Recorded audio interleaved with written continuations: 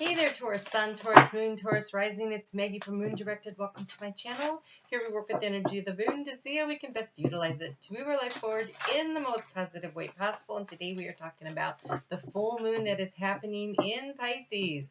It is happening for most of the world on Friday the 13th, but here in the United States, it is happening 12:33 a.m. Eastern Daylight Time here on Saturday. So interesting. Okay, so we are interesting. For you, it is happening in your 11th house. Your 11th house is your groups, your group activities. It's your public persona of where you. It could be groups with work, but it could also be like friendships and family dynamics. Not so much family. Extended family maybe. But getting out there and having fun, that kind of energy.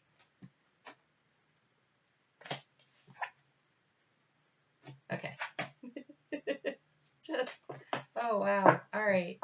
Holy moly. Okay, so Spirit's going to be chatty with you today, so I don't know what's going on. I did get into your spirit, into your energy, not into your spirit. I got into your energy before I turned on the camera, and it was... there was this calmness, this acceptance feeling, this feeling of I'm going to solve this problem. I'm going to figure out what I'm doing next. It was kind of the energy it felt like. I guess it is this one. Okay. And so then I heard a song, and it was Here Comes the Sun Again. Here comes the rain is gone. Look straight ahead, there's nothing but blue skies. Okay, I will find it and put it in the comment section. Y'all don't want to hear me sing that. So it's a song from, I don't know, the 60s or the 70s. It's old. But I remember it. All right, so here we go. Your overall energy for this month. So this is a time of fruition. Things that you started about 18 months ago in like March of 2018. Oh my goodness. Ideas, thoughts, whatever to do with groups, social situations, seeds that you planted of intention back then. Those are the kinds of things that should be taking another step, taking another level. It could be a group community that you work in, a church community, friendships. It could also be anything else, honestly. If you set your seeds of intention at that time with that moon, then they're coming to fruition now. But I kind of do think it has to do with groups, because you have this, with relationships, because you have the 6 of mirrors. And so I'm going to go ahead and we're going to get into the book on this one. But the 6 of mirrors is like the 6 of cups energy. It's that soulmate energy. It's that looking back and remembering that he's playing that the pipes there, which is that soulful looking back I can't even talk. Melodic sound. And so it says here, this is about reaching back into your ancestors, opens the portal to ancestral communication, meditation through synchronicity, dreams, and memories. The benevolent and empowering spirit of the ancestors are always eager to help you, and the water in the pools of the vision flow from the ancient holy well beneath the shrine. And they have built a community to the altar of the ancestors. So, in return, the ancestors bestow motivation to persevere and the quest to obtain our highest goals. And so you might find that this is a great time to try to connect with loved ones who have passed on. Those kind of childhood memories of people that you know and love, that and ask them for their guidance at this point, because it feels like you're in a situation where you are making the full moon's always about letting things go to make space to move forward. It's a spiraling. It's a, you've been here before, now you want to level up to the next level. And so to allow that energy to come in, why don't you spend a little time in quiet. Wow, this is the second sign I've done and the second one that's had this 8 of spirals energy. This is the moving forward, selecting your intention, feeling empowered to take the next steps and move things forward. So this full moon definitely has this energy of releasing the negative emotions of the past, overcoming obstacles, and moving things forward. Really interesting that we should get that again. So you have in the past, in your area of thoughts, you have the Desert Prince, which is survival and false promises. So you possibly could be feeling like you needed more information and guidance on what was true, what wasn't, what do I need to do to survive, to move forward. Ooh, this is really heavy energy. Okay, currently, communication, praise, dishonesty. Wow, this is two about false promises and dishonesty currently in your thought process. You are definitely sorting through. I feel like it was a real letting go of some kind of a social situation or something. It could have been a relationship, but because it's so public, it feels like there's more people involved. So, it could be a family situation. I'm not sure. But communication is important. And you have the word Lord, and it was definitely in the upright position when it came out. And so for me, this is more about, I think, reviewing things that you thought, said, or did in the past when you were in survival mode, and maybe putting things to right now and communicating with your higher self for sure. But also, I think being proud of yourself for making positive choices and decisions. You guys sat in decision-making mode for a very long time. And if you have recently come to a conclusion, made the decision, I think that you should be proud of yourself for having made the decision to start moving forward and communicate with people who are supportive of that in a group activity. If you are in a group that's not supportive of the choices that you've made, then you might need to step away from them for a little bit. I'm not saying walk away totally. I'm saying give yourself some breathing room. And then in the future, what will be on your mind? Wow. Wow, wow, wow. Okay. So we have the hungry ghost. That is feeling left out, left in the cold, like you have lost something. That is fear factor magnified. When I see this card, it's obsessive. It's about trying to stay attached to things that need to be released. And you're being encouraged to do this. We have the Lady of Lightning, surprises, sometimes shock, total paradigm shift. So something's changing, and the River Queen, which is recommending that you get into the flow of the situation and flow with your emotions. Yes, it's okay to feel sad. The Six of Cups reminds you that, there are people you can lean on. In the past, there's a soulmate connection available to you. Allow yourself to flow through the situation. Hanging on obsessively to the past is not going to get you where you want to go. This is a moon about releasing and letting go of negative situations in communities or groups that are making you feel less than, so that you can move forward. And so in the past, you were worried about the dream.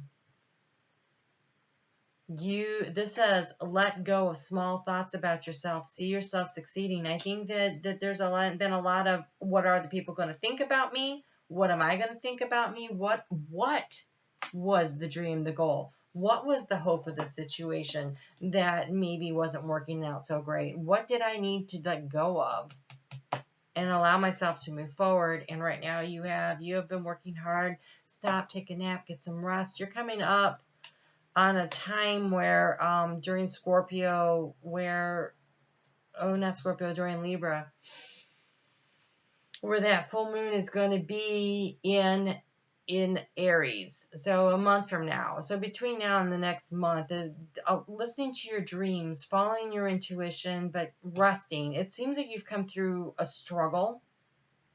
And so not pushing yourself really hard, allowing yourself the time and the space to meditate, to connect with your ancestors, to connect with your soul. And it says divine magic, extra magical energy, surround your situation right now. Expect miracles. So we've got in the future, we've got the Lady of Lightning, which is surprises, sometimes shock, total paradigm shift, and a miracle. So if you will allow yourself to let go of the negative energy, if you will allow yourself to let go of the negative situation, of the just flow with it, move yourself forward, make sure you're getting plenty of rest, and don't push yourself hard. This letting go is going to take some healing and time, but if you can allow that to happen, the future looks magnificent. Getting in the flow with spirit, releasing the past to the past, allowing the divine magic to come in the heart space. This is often a soulmate card. In the past, you were having trouble overcoming obstacles, seeing your way to success, but it says opening to your spiritual source. So again, you're being encouraged to get in touch with spirit, follow the guidance, and yes, overcoming the obstacle. You can overcome anything. You can pull the sword from the stone. That situation, which for some reason felt really insurmountable, really impossible, now's the time for letting it go, and it feels like it's definitely in the heart space. And look, you're beginning a new cycle. So this next 30 days or so looks like a real opportunity to rest and regroup, and then let things just drift away and prepare yourself for the next new moon. And the new moon in Libra is in your 6th house. Yes, it's in your 6th house of that work-life balance. So allowing yourself the opportunity to let things go and prepare for that when we get to the next cycle. But right now, it looks like rest. Rest, it's the big question here. Are you resting enough? And this communication, looks like you want to communicate with somebody. Definitely communicate with spirit, connect with your ancestors, ask them for help and guidance. But this guy is literally writing. So a great way to connect with spirit through writing is to journal. When you start journaling on a regular basis, you will notice that you start responding and answering things to yourself. It's really spirit, your higher self talking to you through the journal. You'll start writing things that you didn't know. But it could be that it's time to write a letter to somebody, to communicate with somebody. It could be a real letter. It could be an email. But it looks like time for communication is on your mind. It may be a little ways off. You have the Moonstone for guidance. And it says Mother Goddess. And I'm actually going to get into the book for that, because this is a very in-depth new deck I have, and I really don't have them memorized, and so I've got it because I wanted to go a little deeper, and so it helps to actually use what it says. The goddess is at your door. It is time to open your heart and feel. Moonstone comes to us when it's time to feel and truthfully open the door to our emotional self. So this false narrative here, this dishonesty, it seems like it could have been with somebody else, but I feel like it might have been dishonesty within yourself about what you think and what you feel, but mostly about what you feel and what you want and what are your desires. And so I think it was letting stuff go, because I feel like maybe you were thinking you weren't worthy of something, you weren't good enough. Taurus, you can manifest anything, but I think it's always scary for you to allow people into the heart space, because I think so often you think people are attracted to you because of what you've manifested in the physical, that you're not sure they're actually there for you in the emotional. And so by allowing this in and using the Moonstone to allow you to understand and believe that you are truly lovable, it starts with loving yourself. It says many of us believe we already do this, but living in the constant emotional state is not true feeling, as it holds no mastery, discipline, or understanding. Moonstone asks you to sit and feel. Just sit. So rest. Sit and feel. What do you feel? Really get in touch with your feelings here. Don't label it, think, or react. Just feel. By doing this, one gains the ability to experience the cycle of nature in our world. Just as things arise or they fall, we are able to surrender and be happy without attachment. And so really, honestly, Taurus, sometimes you guys are so busy working, trying to manifest in the physical world. You know, so that'd be like financial or building something or whatever, like that you forget to sit and rest. It's like you work really hard and then you go to sleep. And then you get up and you work really hard and then you go to sleep. And you are being, it's being highly encouraged that you take some time over the next 30 days to sit and rest when you're not totally exhausted and feel your feelings. Work your way through whatever this decision was that was made. I think you made it, but I feel like you didn't have total control of the situation. Other people were involved because it's happening in your 11th house of groups. And so whatever this whole situation was, breathing your way through it, feeling your way through it, reflecting a little, what was good, what didn't work, what do you want, what don't you want, feel your real feelings in the heart and try to get your head out of it.